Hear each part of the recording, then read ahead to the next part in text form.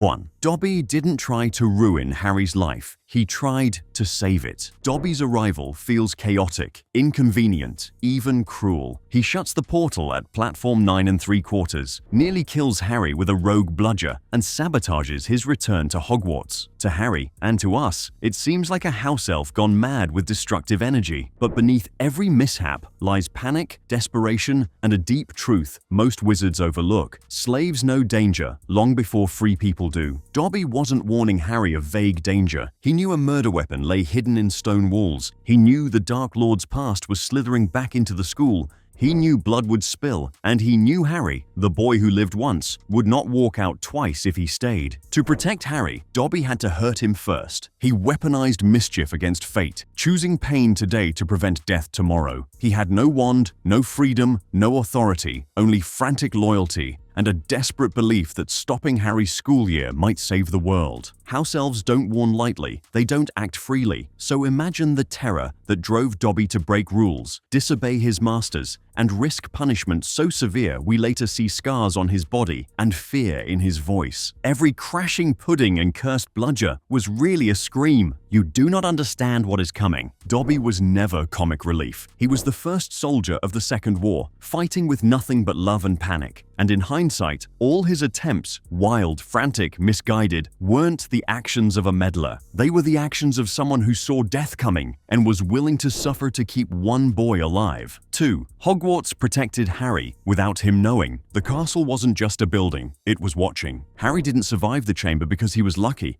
He survived because Hogwarts itself intervened. The castle didn't shout. It whispered safety through its ancient bones. Every time the basilisk struck, accidents saved lives. Water reflections, camera lenses, ghosts, mirrors. But accidents don't repeat with precision, not unless something older and wiser guides them. Hogwarts wasn't a school. It was a sentient fortress, built to protect magical children, especially the one Destiny watched. The founders didn't leave books. They left defenses woven into brick, spell, and will. And in its walls pulsed magic older than Voldemort, older than prophecy, older than fear. The house ghosts didn't simply exist. They lingered as guardians of memory. The portraits didn't simply gossip. They reported, warned, moved, and guided. The staircases didn't simply shift. They redirected danger away from chosen paths. The castle did not speak English or Parseltongue. It spoke protection. When Harry faced death in the chamber, the first being to arrive was not a wizard, not a student, not a teacher. It was a creature bound to Hogwarts itself. Fawkes, summoned not by spell, but by alignment between the castle's spirit and Harry's loyalty. Hogwarts wasn't a setting, it was a silent ally. And the chamber was not simply a hidden room, it was the only place where the castle's eyes couldn't reach. That's why Harry nearly died there, because in Hogwarts, evil needed a chamber to be unseen. And the castle, ancient and protective, fought back however it could. 3. Ginny didn't fall, she was hunted. To many, Ginny seemed simply unlucky, a first year caught in the wrong place at the wrong time. But the truth is colder. Voldemort deliberately targeted the easiest soul to break. Ginny wasn't weak, she was chosen for her vulnerability. First year, new school, isolated, overshadowed by famous siblings, carrying secret admiration and insecurity in equal measure. Predators choose the quiet ones. Tom Riddle didn't need power, he needed a foothold. Ginny offered that not by fault, but by innocence. And innocence is always the first casualty when darkness hunts unnoticed. She didn't fall into darkness. Darkness followed her, sat in her bag, sat under her pillow, sat between her fears and her voice. The diary wasn't a tool Ginny used. It was a sorcerer she survived. It didn't simply control her actions. It stole her sleep, her memories, her agency. It hollowed her, step by cruel step, until she became a vessel for a boy who never really died. And the school didn't notice. Her brothers missed it, her teachers missed it. Her classmates saw fear in every corridor, except the one girl trembling in plain sight. Ginny's arc in Chamber of Secrets isn't innocent misadventure. It's a warning. Evil enters quietly, through loneliness first, and her survival isn't luck. It's strength in silence, the endurance of a soul nearly broken but not lost. 4. The heir was never Draco. It was the memory of a monster. Everyone believed Draco was the heir of Slytherin, arrogant, pureblood, obsessed with status and lineage. It made perfect sense until it didn't, because real evil rarely parades. Draco's cruelty was childish swagger. Riddle's cruelty was calculated immortality. Slytherin's legacy didn't live in a family tree. It lived in a preserved consciousness, a boy frozen in time who never grew up, but grew more dangerous. Tom Riddle didn't need a body to rule. He needed a doorway, and Hogwarts itself provided it. Where modern wizards saw an abandoned memory, Riddle saw a second chance at supremacy. While everyone suspected Malfoy, evil wore the face of Hogwarts' brightest student from half a century earlier. The twist wasn't just the identity of the heir. It was the revelation that the past hadn't died. It had been waiting, whispering, writing itself back into power. Draco played at darkness. Tom Riddle invented it. 5. Hagrid wasn't the monster. He was the misjudged. Hagrid has always been big, rough-handed, misunderstood, and history punished him for it twice. 50 years earlier, Riddle framed him, and decades later, the world echoed that lie. When fear rises, society doesn't look for truth. It looks for scapegoats, and it always chooses the ones too gentle to defend themselves violently. Hagrid didn't unleash monsters. He loved them, innocently, clumsily, wholeheartedly. He wasn't hiding guilt. He was hiding pain from a world that repeatedly blamed him without evidence. When he's taken away by the Ministry, his first instinct is to protect others. He doesn't scream for justice. He doesn't beg. He simply says,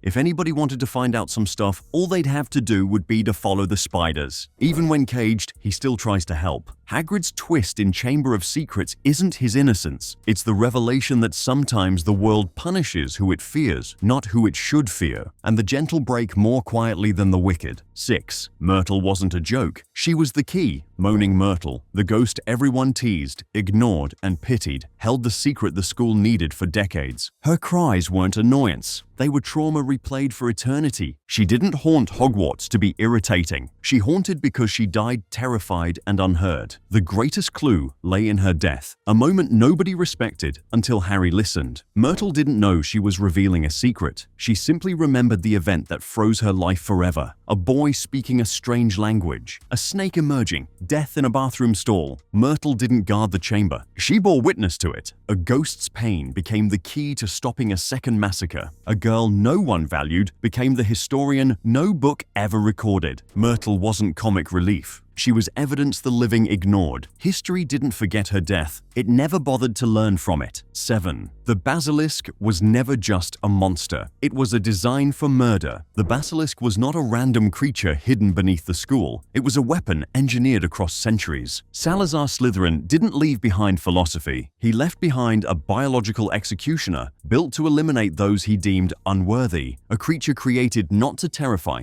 but to purify by death. This wasn't a myth set loose. It was a genetic prophecy, awakened by a voice only one wizard could speak. What makes the basilisk twist chilling isn't just its power, but the terrifying precision of fate. It roamed unseen in water pipes. It killed with a look. It petrified only by chance. Cameras, water reflections, ghosts. It chose victims by blood, not behavior. Every spared life wasn't luck. It was interference from the ordinary world that ancient evil never accounted for. A camera, a ghost, a flood of tears, simple objects beating ancient darkness. Magic didn't save those students. Mundane accidents did.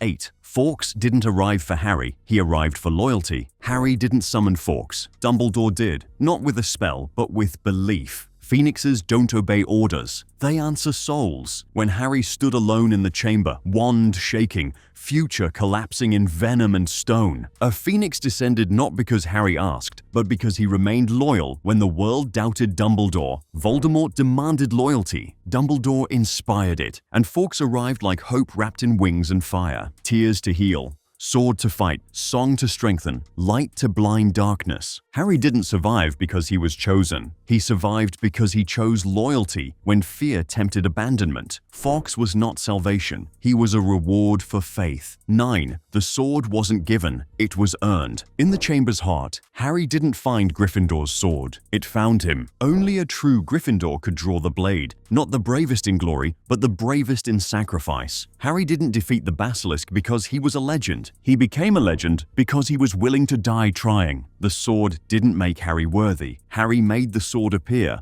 Where Voldemort collected artifacts, Harry summoned legacy. The chamber didn't test magic, it tested character. 10. Tom Riddle didn't reappear, he reassembled. Riddle's return wasn't just memory becoming flesh, it was identity reconstructing itself. Piece by piece, drawn from Ginny's spirit, he regained form not through power, but by consuming innocence. This wasn't resurrection, it was reincarnation through corruption. Young, handsome, polite. A nightmare wearing a prefect's badge and a schoolboy's smile. He didn't return as Voldemort the Tyrant, but as Tom Riddle, the boy who fooled Hogwarts once before, proving evil often looks like brilliance before it looks like terror. 11. Loyalty beat dark magic, not power. The chamber's final truth is not victory through strength, but victory through motive. Harry won because he fought for life. Riddle lost because he fed on death. Harry didn't speak Parseltongue as a gift, he spoke it as a scar. Riddle didn't lose because he was weaker, he lost because magic respects loyalty more than ambition. The diary burned not from spell power, but from a heart refusing to surrender. Phoenix tears, a sword drawn by worth, a boy refusing corruption. Riddle underestimated everything he could not understand. Loyalty, friendship, sacrifice, love, and those forces destroyed him long before Voldemort's final fall. 12. The diary's destruction was the first Horcrux defeat. We didn't know it then, but in that chamber, a future victory was forged. Destroying the diary didn't just save Ginny, it cracked open a secret older than Voldemort's rise. The soul can break and hide in objects. In that moment, the final war began, quietly, unknowingly. The diary was not proof of Voldemort's past. It was evidence of how he would return again and again. Harry didn't just stop a school attack. He accidentally learned how to kill Voldemort forever. The chamber wasn't a second-year adventure. It was the prophecy's rehearsal. The Chamber of Secrets wasn't a school mystery. It was a prophecy disguised as childhood, a war rehearsal hiding behind lockers, and lessons, a warning that darkness doesn't always roar. Sometimes it whispers through pages and pipes. Heroes weren't crowned there. They were carved. In fear, loyalty, sacrifice, and courage too stubborn to die. And in its depths, the world learned something. Monsters don't always hide in the shadows. Sometimes they hide in memories.